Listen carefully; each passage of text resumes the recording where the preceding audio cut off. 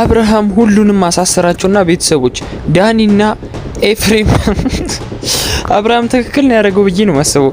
ዳኒና ኤፍሬም ታግተዋል። በቃ ማለት ፖሊስ ጣቢያ ሄዶ አመልክቷል እና ትክክል ነው ብዬ ነው ማሰበው። ሩታንም እኮ አሳስሯን ነበር ቤተሰቦች ሳልነግራችሁ። ሩታን አሳስሯት ሩታ ልጅ ስላላት ምናምን እና ለህጉም ይቅርታ ምናምን ብላ ተፈታለችና ሩታ ዛሬ ዴቭ እንዴት ታሳስረዋለህ ወንድሜን ሲለው እንዴ እስከ ተጠረጠሩ ድረስ መታሰር አለባቸው ብሎታልና ከዴቭ ጋር የተጨቃጨቁትን አንድ ላይ እንገልጽላችኋለን። ቡዜም አስተያየት ሰጥታለች። ሩታ ደግሞ በህጉ ፊት ነበረችና ያጋጠማትን ለዴቭ ነግረው ዴቭ አብርሃምን መክሮታል። አብርሃም ደግሞ የከሰሰበትን ምክንያት ተናግሯል። እያቀለዱብኝ ስለሆኑ ነው ብሏልና ቤተሰቦች ለዚህ ዩቲዩብ ቻናል አዲስ ከሆናችሁ ሰብስክራይብ፣ ላይክ፣ ኮሜንት ማድረግ እንዳይረሳ። ሰብስክራይብ እንድታረጉ በትህትና እንጠይቃለን። ምንም አከፍሉበትም። ብቻ እንቀጥልና አብርሃም ትክክል ነው ያደረገው የምትሉ አንድ ቁጥር ጻፉልኝ በዚህ ቪዲዮ ላይ እና ምንድነው የተሰላችሁ ቤተሰቦች አብርሃም የዛኔ ሲቀልዱበት ፎቶ እንትን ሲሉበት እያሾፉበት አይደል እንዴ? እና ይህን ያህል እንደዚህ ማድረግ አይገባም። ገብቷል? አሁን እኔ ዳኒ የሚያናድደኝ ነገር ወጥቻለሁ ካለ በኋላ ቤተሰቦች አብርሃም ህይወት ላይ መጥቶ ከኤፍሬም ጋር ወረቀት ይዞ አፋልጉ ይመለጠፍ ሙድ መያዝ ዘፈን መስፈን አያስፈልግም አይደል እንዴ?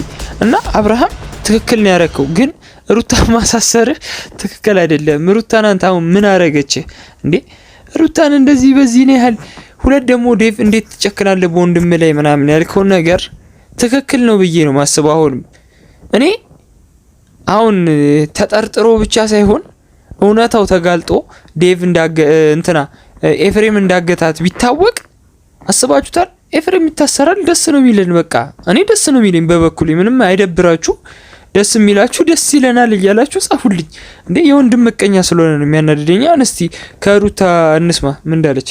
እኔና ኤፍሬምን አሳስሯቸዋል ማለት እንገባኝ። አሁን ቅርብ ሰዓት ይቅርታ በጣም ወጥ ስለሆንኩኝ ነው ማለት አሁን ቅርብ ሰዓት ዳኒና ኤፍሬምን አሳስሯቸዋል ብላለትና አብርሃም ደግሞ ለምን እንዳሳሰራቸው ጠይቆታል። ዴቭ ሲጠይቀው አብርሃም ምላሹ በጣም ነው የሚገርመው። ስሙ ሰው ቢሆን ቀድም አሳሰሩ ምትረኛ አንተ እሱ ወንድም ስለሆነ አይደል? እሺ ያረጋው ነገር ትክክል ካልሆነ ወንድም ይሁን መቀጣት አለበት ነው መቀጣት አለበት ወንድም ይሁን መቀጣት አለበት። ግን እኔ ምን መረጃ ይዘሃል ነው? ሰላም ሰላም፣ እንደና የተከበራችሁ ቤተሰቦች ምን መረጃ ይዘሃል ለሚለው ጥያቄ ተጠርጥሯል። በቃ ዴቭ እንዴ የዛኔ እኔ መረጃውን ልንገራችሁ። የዛኔ ከኤርሜላ ጋር እራት ነው ምሳሌ ጋብዝሽ ብሎ ኤፍሬም እንደወሰዳት በኋላ ነው የጠፋችው። እና ሩታ ምን እያለች ነበር መሰላችሁ ቤተሰቦች?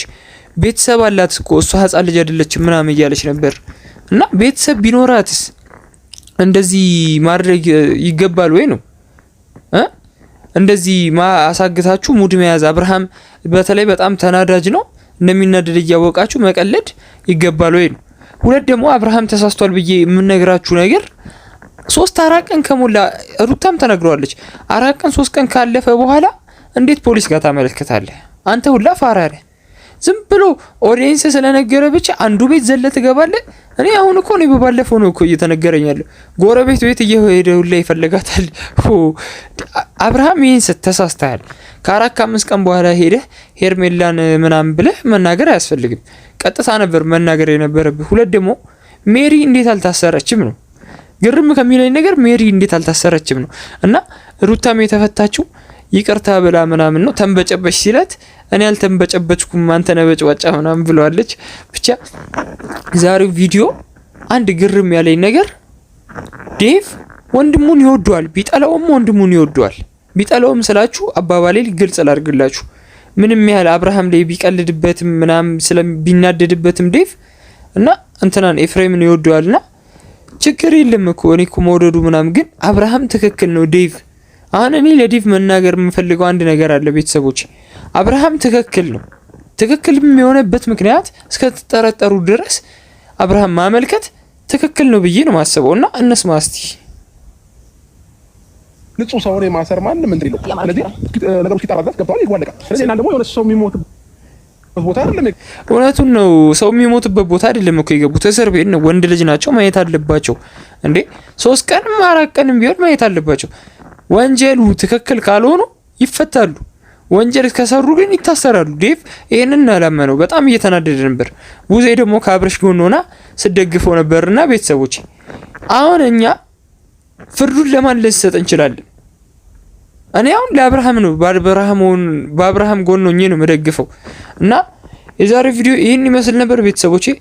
እንደወደዳችሁት እና ግልጽ እንደወለላችሁ አስባለሁ። በቀጣይ ቪዲዮ እስከምንገናኝ ሰላማችሁ ብዝት ይበልልኝ እና የኔ ማይ ኦሪጂናል ኮንተንት ቪዲዮ ነው መለቀው ዩቲዩብ ላይ እና በቀጣይ ቪዲዮ እስከምንገናኝ ሰላማችሁ ብዝት ይበልልኝ። እወዳችኋለሁ፣ አከብራችኋለሁ።